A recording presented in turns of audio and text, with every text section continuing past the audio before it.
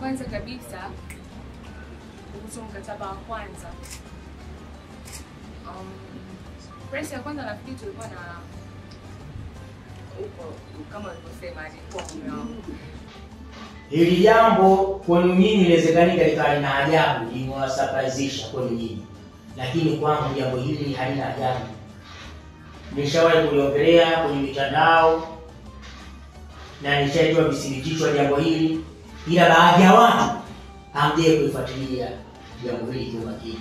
Lakini kwa sababu watu wana kawaida ya kumaanisha kwamba kwa sababu kitu kimetokea mtu anaongea kwa sababu kitu kimetokea, watu wanakaidi sana mtu. Lakini mimi kwa katika kuwathibitishia katika video hiyo chini kuna link hapa. Ibonyeze hiyo link, itakupeleka katika habari inayoongelea. Itakuonyesha mwaka, itakuonyesha tarehe, itakuonyesha namna ili kuthibitisha kwamba Dr. Kiteko ili jambo kuliongelea. Lakini ikisema kitu bila kutoa ushuhuda wenye ukweli, itaonekana baada ya jambo kutoka kisha ndio mtu anakuja kuliongelea ili jambo la uongo.